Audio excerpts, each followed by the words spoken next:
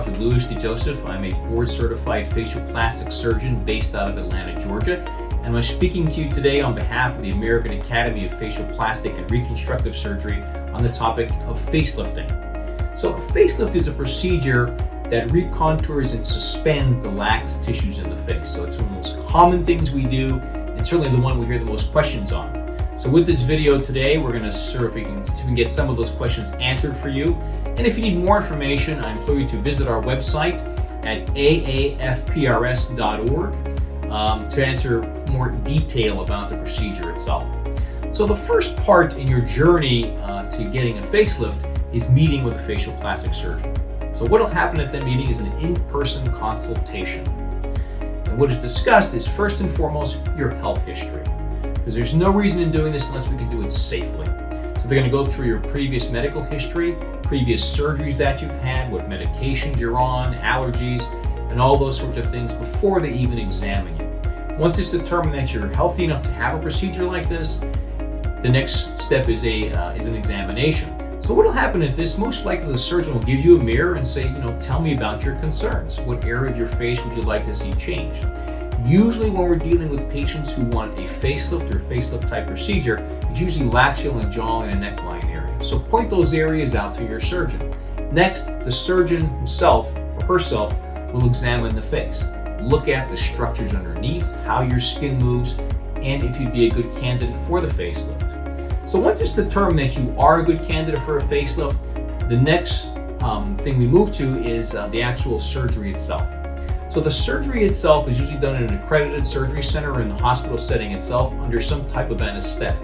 It can be done under local anesthesia with some slight sedation, but again, most usually it's done under a general anesthetic where you don't remember anything, you don't hear anything, you don't feel anything. It's a very comfortable, safe way of having this.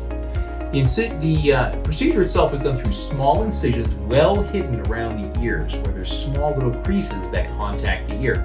That's how we hide the incisions. Then a small portion of the skin is raised out of the way, and then we deal with the deeper structures underneath. And this brings up some terminology that if you've spent any time researching facelifting that you will have come across, and that is called the SMAS or deep plane facelifts. So what is that? The SMAS itself is a layer of the face that houses some of the mimetic structures or muscles of the face that adds the strength to the lift itself. So some type of manipulation of that layer of the face is critical in a facelifting procedure. The one that most of us perform nowadays is a deep plane facelift, where we actually go underneath that layer and loosen some of the deeper retaining structures of the face to allow more movement of the jawline and neckline area and get a sharper, more cleaner look to those areas.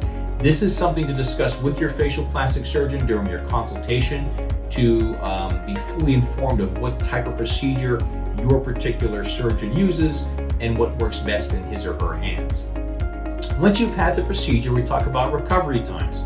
I would plan on anywhere from 2 weeks to 4 weeks. And again, discuss this with your surgeon, as everybody has a pretty good idea of how much the recovery times are. And there are some decreased activity levels after surgery also, as far as when you can get back to things like exercising or hiking. Discuss with your surgeon. But they can range anywhere from about 4 to 6 weeks until full recovery and activity can be resumed.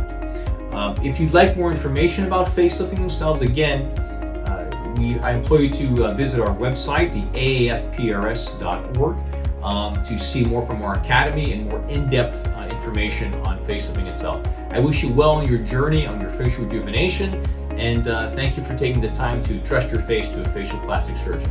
Take care.